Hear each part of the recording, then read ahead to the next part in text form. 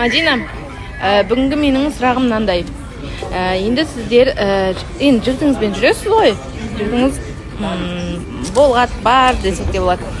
Сол жігітіңіздің күнделікті жағдайын жасап, тамағын жасап, кейде болады қыздар киіміне дейін жуып беріп жатады да. Болмаса, сол ата-анасының туған күндерде торт пісіріп сөйтіп жатады ғой. Соған қалай қарайсыз? Өзіңіз соны жасайсыз ба? Жігітіңіздің, күйеуіңіздің емес, жігітіңіздің. Жігітім енді басында жоқ, ондай забота көрсетпейді екен. Бірақ уақыт өте келе, тамағын жасап беремін деп айта алмаймын, бірақ енді типа киімін жуып беремін деп айта алмаймын, бірақ давайте мен күтіп берейін деген сияқты іс-қимылдар жасайтын. Үйімді жинап, кейбір жігіттер айтады екен, үйімді жинап беріп кет деп. Ондайға вообще қарсымын. Қыз баласы, ол қызбен жігіт жүріп жүрген кезде ол міндетті емес қой, ештеңеге қосылу. Олай андай қылып көрсетудің қажеті жоқ. Қыз, жігіт. И ата-анасымен сразу таныстыру деп жатады ғой. Қызбен жігіт жүріп жүрген кезде мен ондайға да қарсымын. Сразу ондай тойға. Айбек, енді жігіттердің пікірін сұрайын. Сіздің енді қарындасыңыз бар.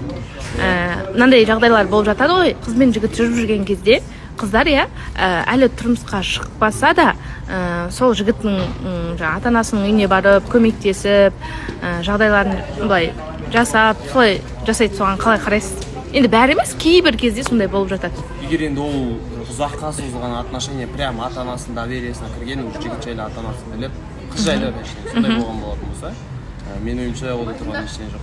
Менің өзімде ондай нәрсе болған кезде. Одан жүрген қызыммен үйге кіріп, ең үлкен жақсы араласып деген сияқты, сондай үйде жүре береді. Ода тұрған бір ештеңе жоқ деп ойлайсыз. Нормально. Айнұр, сіз өзіңіздің арақатынаста жүрген жігітіңіздің жігітіңізге тамағын жасап, андай болады ғой, бір жағдайын жасап, тіпті кейбір қыздар арақатынаста киіміне дейін жуып беріп жатады да. Соған қалай қарайсыз? Жаман қараймын. Сначала кольцо. Кәдімгідей ол жауапкершілікті алып, үйленгеннен кейін жасалатын дүниелер деп ойлаймын. Егер де мен арақатынаста болдым екенде бірден әйелдің міндеттерін жүктеп қоятын болса, ол да күйеудің міндеттерін атқару керек деп ойлаймын. Сол себепті для меня это почти как гражданский брак қой, былай айтқанда. Сол себепті ондайды құптамаймын. Ондайды құптамайсыз. Ассалаумалейкум достар, қайырлы күн. Бүгін эфирдеміз. 14:30-да қарасаңыздар болады. Не істеп жатсың, Тима? Қасқырлар жатпайды. Сол қызбен жігіт жүріп жүрген кезде ата-анасымен таныстыру, оның үйіне бару, торт пісіріп беру деген нәрселерге мен қарсымын. Негізі ол нәрсенің бәрі меніңше тойдан кейін ғана болу керек. Тойдан кейін ғана сол үйдің есігін табалдырығын аттау ғана қажет деп ойлаймын. Солай менің өз ойым. Солай екен. Сіз қалай ойлайсыз, құрметті оқырман? Міндетті түрде бізге жаза кетіңіз, Назым, бүгінгі менің сұрағым өте маңызды сұрақ. Мен мынандай сұрақ қойып жатырмын. Сіз, жігітіңіз менің үйімді жинап берші, немесе маған тамақ істеп әкелші десе, қалай қарайсыз? Жүріп жүрген кезде.